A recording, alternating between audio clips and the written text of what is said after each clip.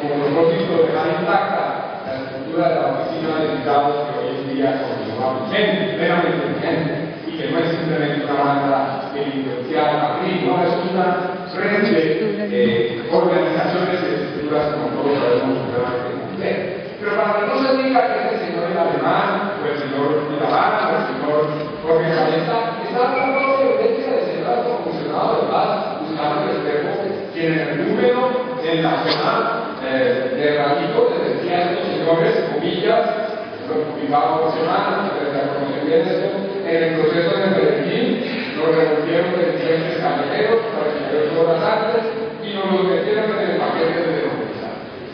En esa conversación, como ustedes saben, el señor comisionado de Restrepo fue el inculpado de 3 delitos. El señor Restrepo le dice a los señores de Ralito: nosotros sabemos que ustedes están asesinando gente en esta zona, nosotros sabemos que ustedes son a los habitantes, nosotros sabemos que ustedes lo metieron en un paquete de delitos. 3 delitos. 3 aplicaciones que podrían dar en cualquier país para que este señor vaya a la cárcel directamente. Doctora Vivian, están las grabaciones, está el tono descompuesto entre el comisionado de Restrepo increpa a los parlamentarios que dicen que esto no nos salva nada, ayúdenos por favor, no se comporta como una autoridad gubernamental, sino como una especie de cómplice de esta gente. Y por último,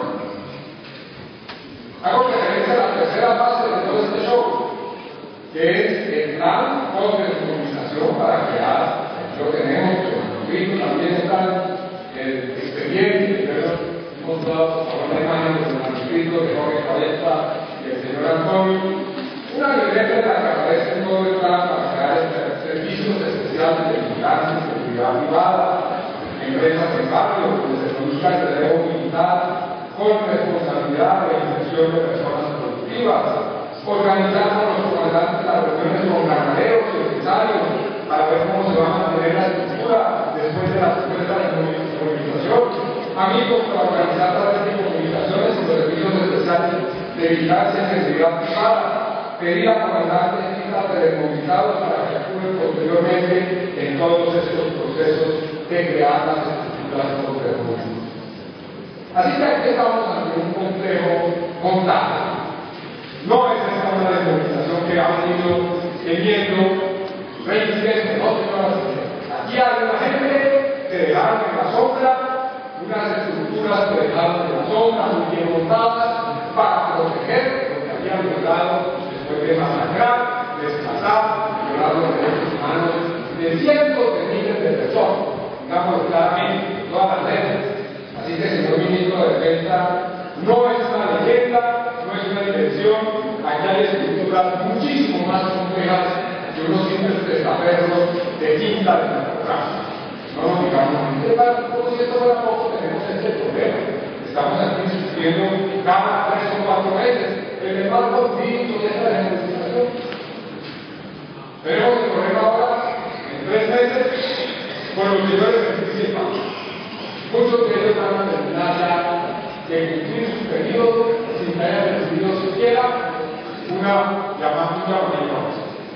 Y está el decreto 128, después lo que hizo la Corte, como reformando todo esto, y ahora esta ley 1424, que advierte una vez va a tener problemas en la Corte Constitucional, nosotros ya hemos denunciado, por supuesto. Y entonces, el 2% de todo esto, de todas estas personas apenas está pasando. Esa es la primera escena de esta obra teatral. La segunda se llama reestructuración del paramilitarismo.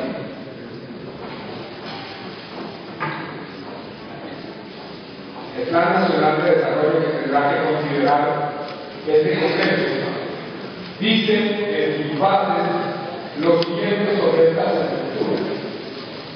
Las define como agrupaciones de carácter multidelictivo con alcance transnacional, carente de plataforma ideológica y cuyos fines son establecimientos. De una vez hay mucho que nos vamos a poner a esa definición, pues, esa reestructuración que ha sufrido el parlamentarismo hay que llamarla por su nombre. Así que el ministro Vargas Lleras, el gobierno debería retirar la caracterización, porque repito, no hay peor y un mal diagnóstico, porque que no permite abordar el problema. ¿Cuál es el problema? Esas estructuras tienen 6 características que vale la pena tener en cuenta.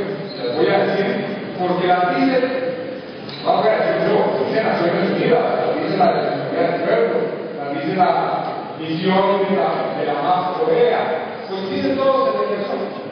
¿Cuáles son esas 6 características? Primero, la composición de esta agencia tiene agentes y mandos medios de los parlamentarios de las Autodefensas Unidas de Colombia y también miembros del Ejército Nacional del Retiro o que sean presentado a la fuerza pública. Y algunos de esos informes dicen que no hay tal desmovilización, sino simplemente la transmisión de mando. Gente que pasa de un estado a otra estructura, porque no es lógico. No es lógico, no es el sentido común pensar en cosas de 2 años que tenemos semejantes ejércitos institucionales de Colombia. En la próxima mañana se sepa un poco de este tipo de asuntos, entiende bien que esto no se organiza, digamos, por generaciones espontáneas. Aquí tenemos unas estructuras muy importantes. Segundo asunto, estas estructuras, el señor ministro Rivera, responden a las características del derecho internacional sanitario, le confieren a las organizaciones o estructuras que participan en un conflicto armado. Y digo rápidamente cuáles son esas 3 características. Poseen una estructura organizada y jerarquizada y una cadena de mando. Tienen control territorial que les permite, en tercer lugar, realizar operaciones militares sostenidas y concertadas. Tercera característica, mantienen estrechos nexos con miembros de la fuerza pública y otros agentes del Estado. Creo que eso ni siquiera el ministro Rivera se atreverá. Creo que ese es un dato importante, porque ya vimos lo que pasó con el parlamentarismo, hay que decirlo como una creación del Estado mundial, no una declaración de narcotráfico, y eso diciendo de una manera muy propia del doctor Rivera. El parlamentarismo fue creado por un marco legal, fue creado por la convivencia y el estímulo de los agentes estatales. Lo hemos visto todos estos años. Basta ver la situación de esta corporación con el Congreso de la República para entender cuál ha sido esa relación histórica en esos años. En cuarto lugar, estas estructuras han generado masivas violaciones de derechos humanos y de derechos sanitarios. La Comisión Colombiana de Justicia dice que entre 2002 a la fecha, por lo menos 4.820 personas han perdido la vida en combates, como acción, como parte de acciones de estos grupos paramilitares.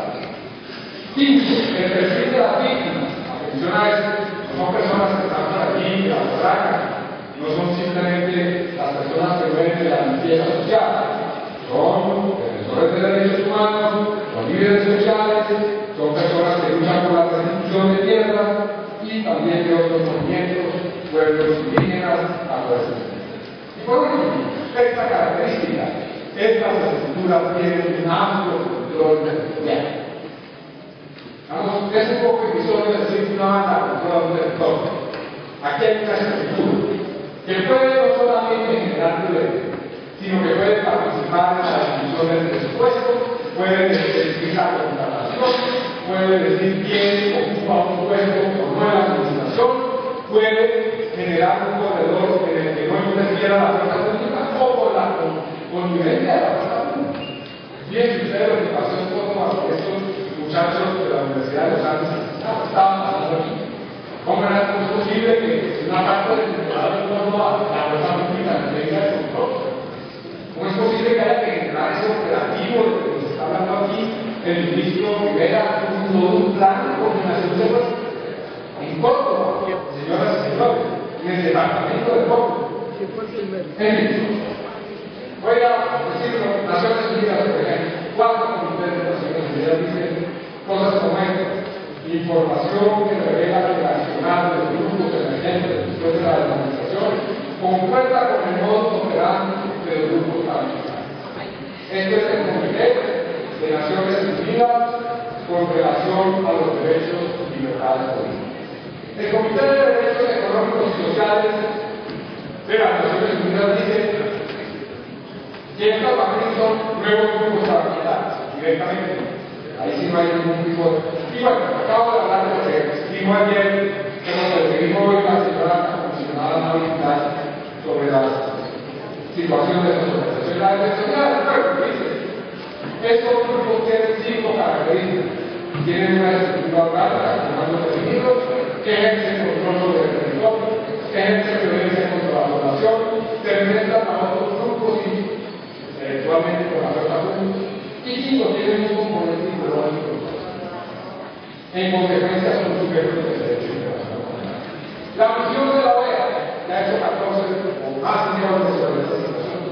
A partir de estos informes, estas estructuras tienen importantes similitudes con las anteriores estructuras. Tienen control territorial, transmisión o relevo de mandos medios, relevo en las acciones que realizan con una misma tipo de actividad delictiva de bloques anteriormente presentes en esa zona. Por ejemplo, en Monte de María, en La Romana, en Córdoba, en Calmeta, en Quizada, en La Aventura. No sigo con esto. Pero como si todo esto fuera una poco señores. Hablemos de algo que no se dice realmente cuando se habla de la vida.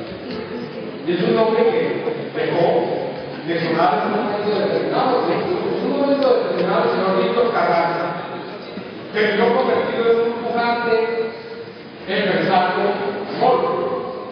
El señor Víctor Carranza, quiero recordar quién es el señor Víctor Carranza. En un informe de edad del año 1988, que contiene un detallado testimonio de un médico que trabajó para los paramilitares en la cadena de ellos. En primer lugar, se dice que el señor Víctor Carranza enviaba a su gente a las escuelas de formación en las haciendas estas que tenían allí, con el señor Jair Klein y con los británicos mercenarios para que se formaran los paramilitares. Y aparece una estructura, ese organigrama que se ve ahí de los grupos paramilitares de la cadena de ellos, y en el extremo está el señor Víctor Carranza. Formación de edad. El señor Víctor Carranza estaba vigente de que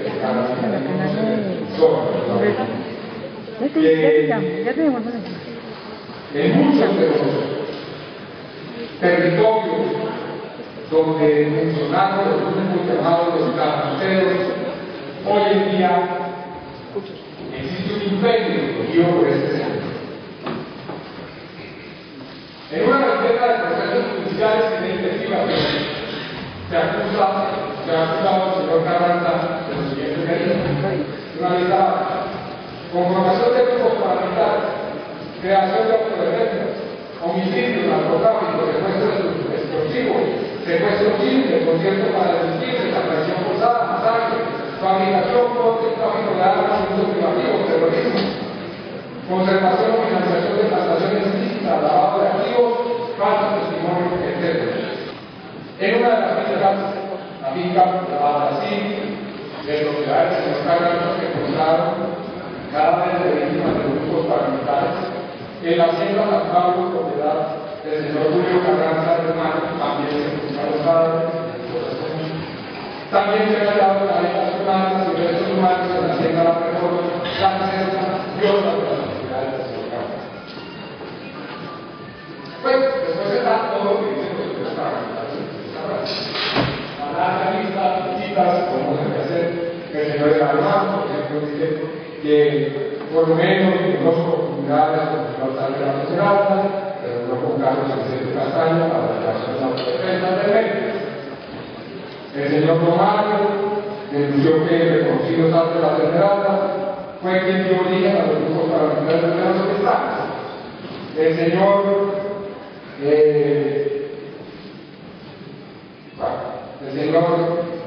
Arias Ventura y otros más tienen aplicaciones de servicios. No voy a seguir haciendo citas porque sería indeterminado, pero bueno, si está, el señor Víctor Carranza tiene propiedades y actividades económicas probablemente criminales en ese caso. Es algo que no se debería hacer. La pregunta es, señores ministros, el señor Víctor Carranza, ¿qué? ¿Es una mata sencillamente de licenciado? ¿Hace parte de qué? Porque quienes tenemos memoria en este país nos acordamos que hubo en muchos de los territorios donde este se trata. Es más, la muerte del señor Cuchillo, de los Populares, dice que hay una especie como de pacificación. No, esos son asuntos que deben de la fiscalía. Entonces tenemos un viejo parlamentarismo del cual no se habla, y la psicología de las nuevas estructuras parlamentarias. Hay cifras un poco más abundantes de las que entrega el señor ministro lo que aquí. Por ejemplo, el nuevo arcoíris señala que la gente está en 300 municipios, no en 140. Y la organización de que pasa habla de 10.000 personas. Dice que el 75% de esas estructuras, de esas 7 grandes estructuras, operan igual que operaban, tienen el mismo comportamiento que los parlamentarios, y el 25% realmente son narcos y delincuentes de ese tipo de bandas. Es cierto que algunas partes tienen nexos con las FARC, de Guayana, de Chávez, pero también con otros tienen enfrentamientos. Por ejemplo, en el Cauca, en este momento en algunos están. Así que estas estructuras, quisiera que viéramos el primer mapa que vamos a presentar, están en buena parte del territorio nacional si referimos a la corporación no la subida. Y pido que ustedes tengan en la memoria este mapa, porque me referiría a él un poquito más adelante. Igualmente, en su relación, yo lo visto todo el tiempo, porque los colegas no lo hacen. Bueno, de la violencia urbana no voy a referirme a ese fenómeno que todos sabemos, a 3 años, 4 grandes ciudades del país han experimentado un crecimiento significativo. De los nexos con los agentes estatales, simplemente me refiero a los informes de las Naciones Unidas del año 2008, se ha recibido información que tiene nexos de la presencia, de tolerancia de algunos miembros de la fuerza pública con estos grupos, igual que las Naciones Unidas en el 2009, en el 2010 y en el 2011. Y sobre el control territorial, quiero llamar la atención sobre la siguiente comparación. Estos dos mapas. Este es el primero que acabamos de buscar, la presencia de los parlamentarios. Y el otro, esta interesante coincidencia para que no pensemos simplemente que aquí hay un problema de transporte.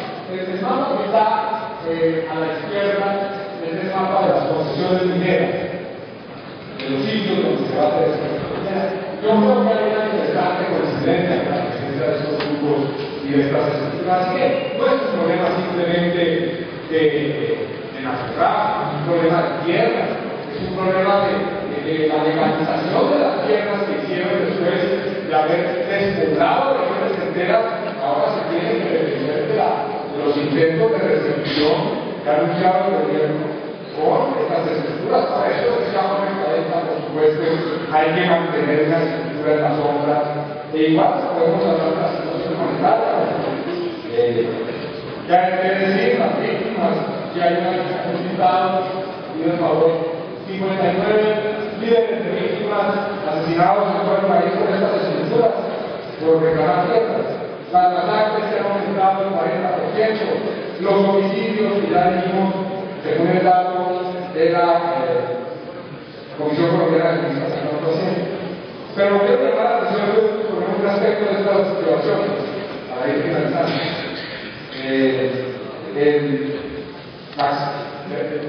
La Oficina de Acción Social dejó de recibir una etapa significativa denuncias de personas que decían ser desplazadas de grupos paramilitares.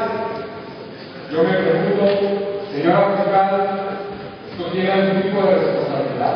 Si hay alguna situación que merezca una investigación, ¿cómo es posible que una agencia del Estado se rehúse a tomar las denuncias de personas con relación a los delitos que están siendo víctimas, sencillamente porque quien está al frente de esta oficina considera que los grupos paramilitares ya existen? Y por último, colegas, el tema de los herederos de la paz. La Oficina de las Naciones Unidas, el último informe dice lo siguiente: la Oficina en Colombia observa con preocupación que la influencia de la llamada a la política no ha desaparecido del nuevo Congreso. De los 268 congresistas electos, 13 que habían sido reelegidos están siendo investigados plenamente por la Corte. Además, se han recibido informaciones de posibles casos de destaperrazgo político entre congresistas elegidos por primera vez y personas vinculadas al proceso de la Cámara. Y yo creo que ese va a ser un tema. Pues, y vamos a tener que discutir si lo que dice la misión de observación electoral, que el 13% de la Cámara de Representantes y el 29% del Senado de la República sigue teniendo estrechos nexos con este fenómeno que Naciones Unidas llama destaperrazgo político. Sobre eso creo que tendremos que hacer debate. Igual las elecciones locales de octubre, ¿qué va a pasar allí? Es lo que piensa el gobierno con relación al hecho de que en 12 municipios de Nariño el grupo de los Rastrojos no vaya a dejar votar con quien no sea su candidato, o en extremas regiones de la costa atlántica, o en el litoral pacífico. Las recomendaciones pueden ser extensas. Voy a hacer simplemente algunas. Lo primero es reconocer el mal, por supuesto. Primera recomendación, yo diría que ni siquiera una recomendación extensa del gobierno nacional, es que admita que existe otro parlamentarismo propio, que se elimine el Plan Nacional de Desarrollo de la caracterización de las bandas emergentes y que se retome una caracterización seria de personas. Asimismo, que se reconozca que el conflicto armado continúa en Colombia y que el país no está todavía en una fase inicial de conflicto, ya quisiera nosotros. Segundo, hay que reconocer que el Estado tiene una responsabilidad. En primer lugar, las faltas de movilización